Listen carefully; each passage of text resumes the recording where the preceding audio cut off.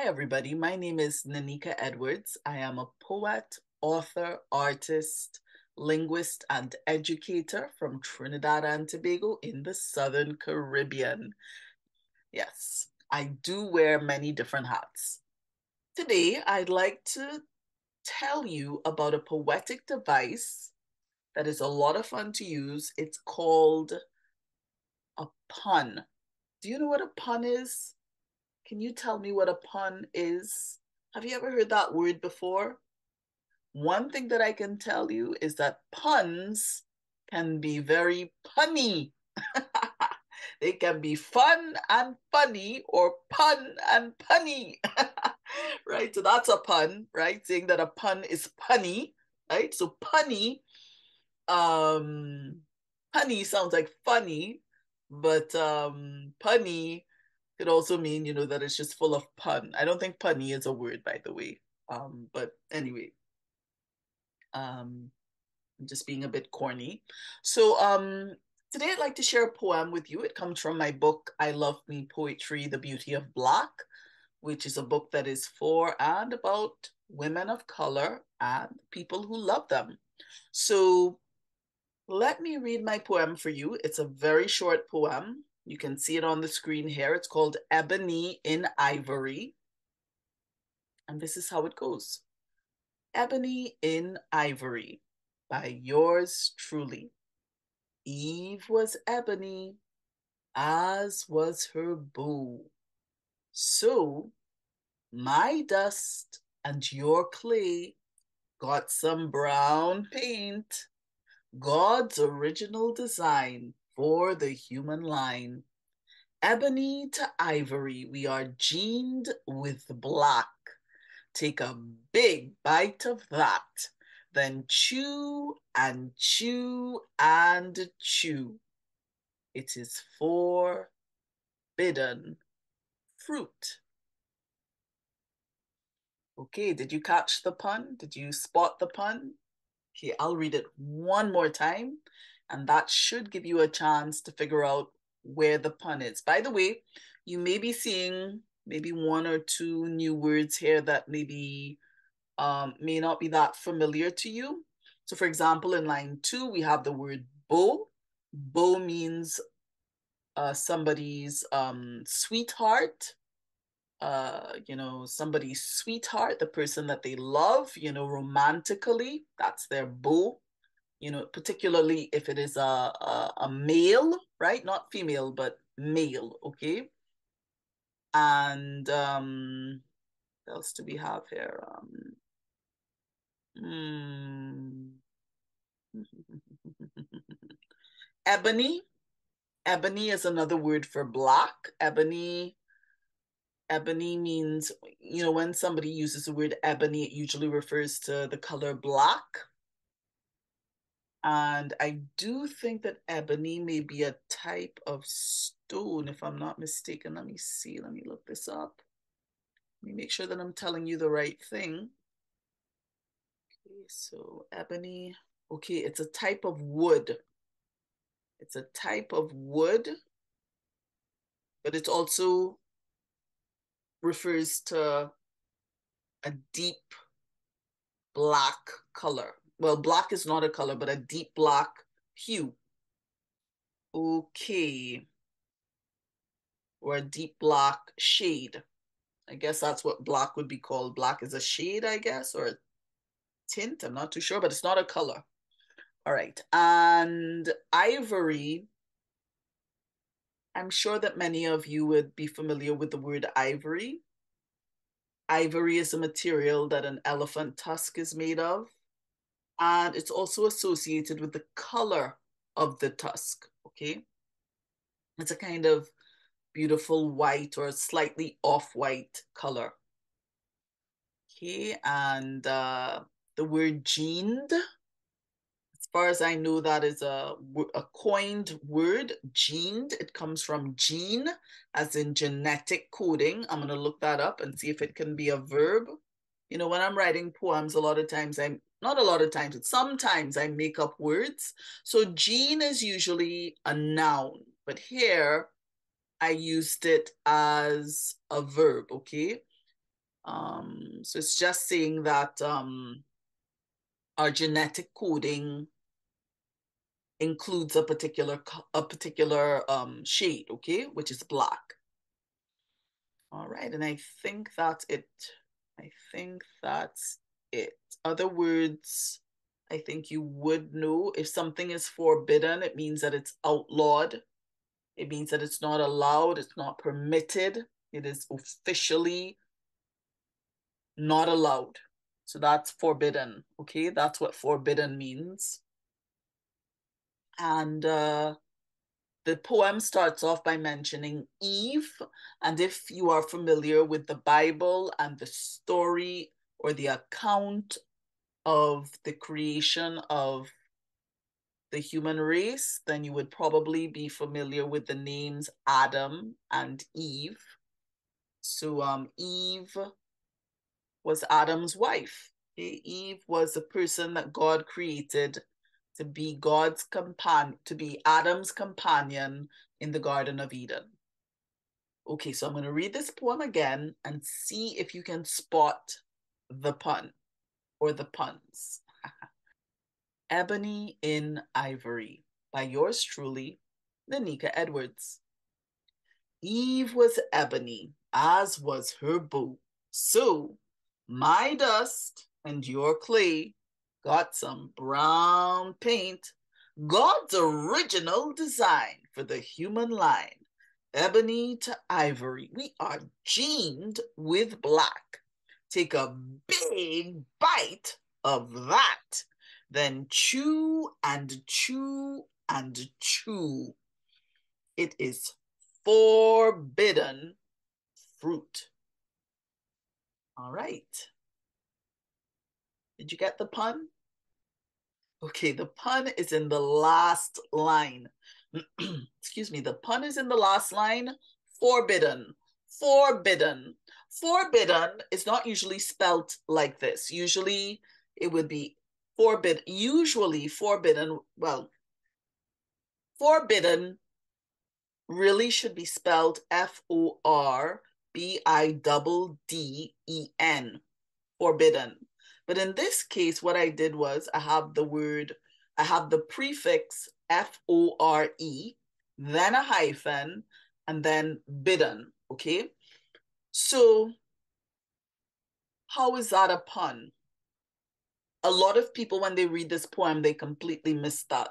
So if you're observant enough, you would pick it up, which is a really good reason why it's good to read poetry, because poetry offers really good practice in observing, in paying attention to detail. Because if I'm reading this as somebody who is familiar with poetry, when I read that last line, I would think to myself, wait a minute, that's not how forbidden is supposed to be spelled.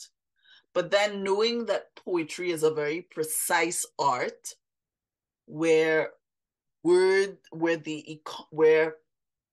words are used very, very carefully. You know, there's no wastage in poetry. Then I would tell myself, well, there has to be something important about that word. First of all, it's in the last line, right? So it's in the line where you're going to get the punchline, okay? And then on top of that, that word is not spelled the way it should be spelled. So there's something special about that word. It's special because it's a pun. It sounds like forbidden, right? It's forbidden, right? We know that in the Garden of Eden, that Adam and Eve did exactly what God told them not to do, and they ate forbidden fruit, okay?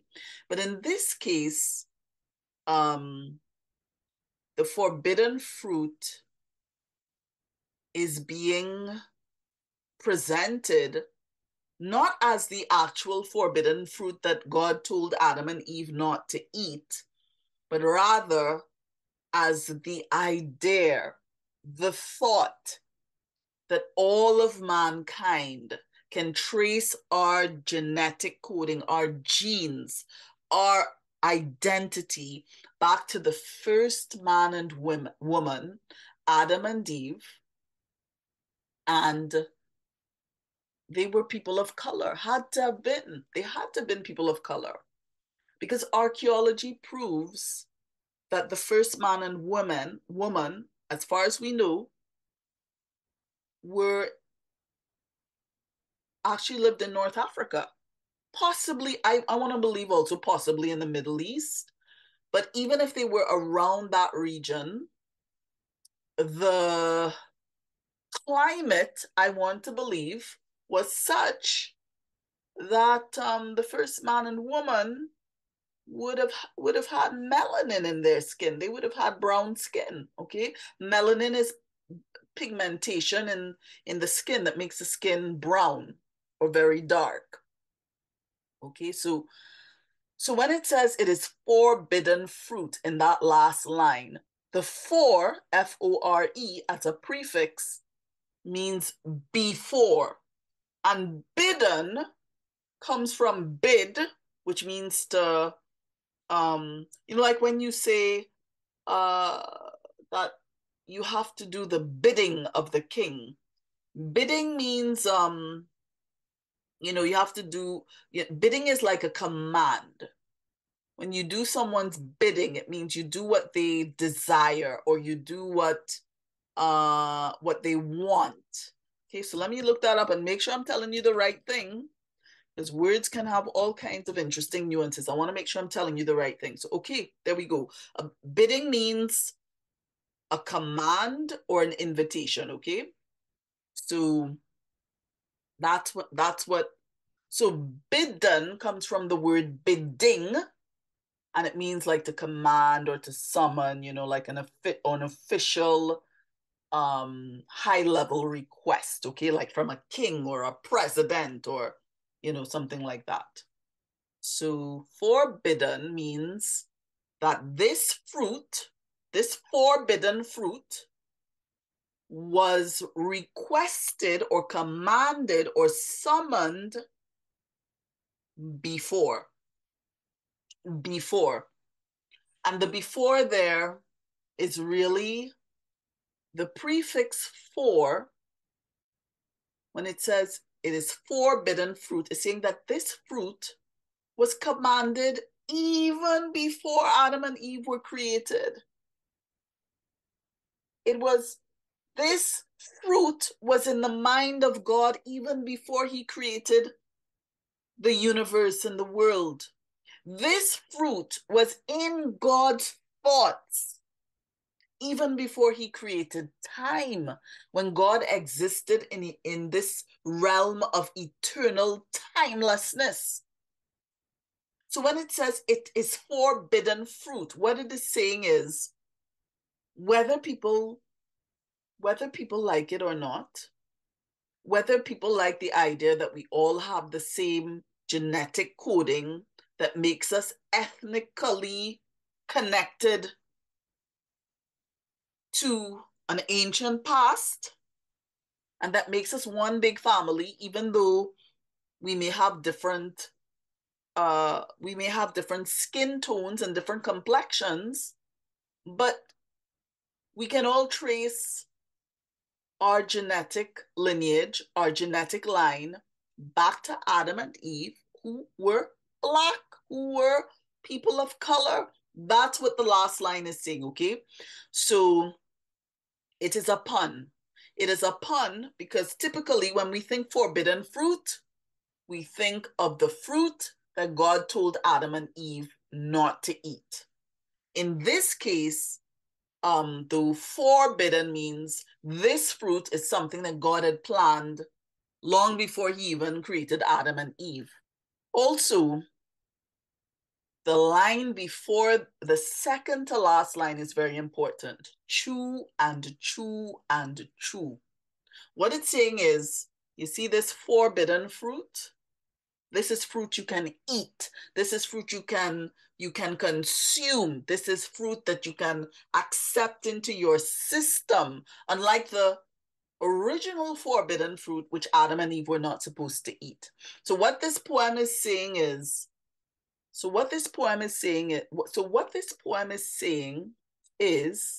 no matter what people may think about people of color or brown complexion, dark complexion, no matter what people may think about that, it is a reality that we really cannot dodge and that we should not want to dodge. All complexions are beautiful. You know, when God made everything that God made, God looked at it and he looked at it with great joy, great pride, um, great excitement, and he said, "It is good." When God created everything, when he created the animals, the stars, the moon, the planets, the galaxies, and certainly, especially when he created people, he looked at his masterpiece with great pride, great joy, great excitement, and he said, "It is good," right? Every single one of us, when we pop out of our mother's womb, all God is thinking is, "Oh my gosh, I did a fantastic job with this one." God does not look at outward appearances, right? That's what it says in Samuel. God does not look in the book of Samuel in the Bible. God does not look at outward appearances. He looks at the heart. But God does see beauty in the artistry that he designed into each one of us, right? And like a true artist, he has a broad palette of colors that he uses. And, you know, whether somebody is very, very dark or very, very light, you know, very light, whether your complexion, whether you don't have a lot of melanin and you're very light skinned, you know, in complexion, God says, all of us are his masterpiece. Okay, so that's what this poem is about. I hope you spotted the pun, and that's it. I just wanted to let you know, give you an example of a pun. And by the way, why do poets use puns? We use puns because they're fun. They're very punny, like I said at the start of this video. And they just give a reader something extra to think about, sometimes to laugh about if it's comical. In this case, it's not comical, it's making a serious point. And in this case, because the pun is in the very last line of the poem, it has extra punch and extra oomph, and it leaves the reader with something to really think about, right? So that is why we like to use puns. That's why poets like to use puns. Now, of course, poetic devices, there are several different poetic devices. And, you know, depending on what you write, you can decide which one you want to use. In this particular case, I decided to go with a pun for the ending line. So that's it. I hope you enjoyed this video. If you did, please give it a thumbs up. And if you would like to see more videos like this, thank you for subscribing to my channel. Until next time.